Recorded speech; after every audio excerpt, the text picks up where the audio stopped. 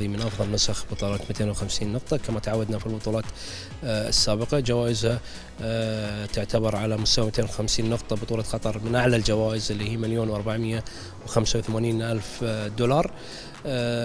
يشارك فيها نخبة من نجوم العالم في التنس، يعني شارك فيها عديد من الأسماء الكبيرة على غرار بوريس بيكر، على ستيفان إدبرغ، سامبرس، لعبوا في هذه المباريات نادال، فيدرر، نوفاك جوكوفيتش، جميع أسماء اللي يعني كانت في يعني نجوم اللعبة في التنس وشاركوا في بطولة قطر إكسو موبل للتنس. هذه البطولة لدينا أسماء كذلك كبيرة في البطولة، وأسماء أول مرة تلعب في بطولة قطر مثل الألماني زفيريف وكذلك ميدفيديف، بالإضافة إلى أسماء دائما تلعب في هذه البطولة مثل موري. نحن نشاهد موري يعني كانت مبارياته جدا قتالية، دائما خرجت بثلاثة أشواط وتأهل لنصف النهائي.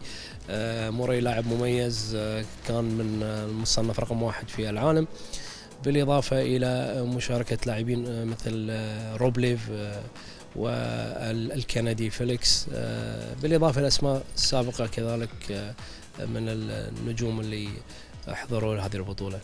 يمكن نجد هذه البطولة من يعني شاهدنا عبد الله شلباي اللاعب الأردني اللي تم منحه البطاقة التأهيلية، لعب مباراة جدا رائعة صراحة من 3 أشواط. يعني أعتقد أن عبد الله راح يكون له إن شاء الله يعني بصمة إن شاء الله في التنس الرجال.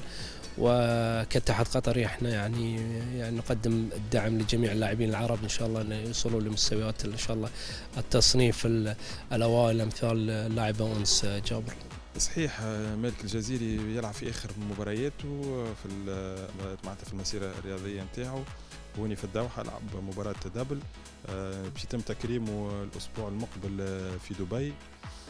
تمنينا ان يتم تكريمه في تونس في دوره محترمه. صحيح عندنا دوره تونس المفتوحه في شهر 5 هي على الارضيه الترابيه، ان شاء الله يتم تكريم مالك الجزيري.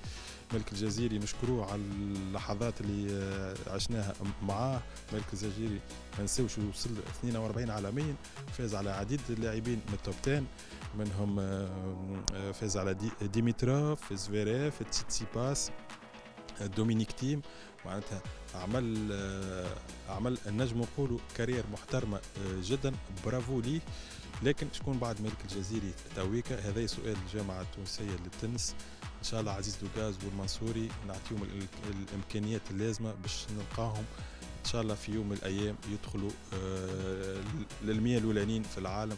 حتى بعد مالك الجزيري معناتها يبقى ديما هناك لاعب عربي. شفنا اللاعب الاردني عبد الله مستوى محترم جدا ومشروع نتاع لاعب في نجمه في 50 اوائل في العالم.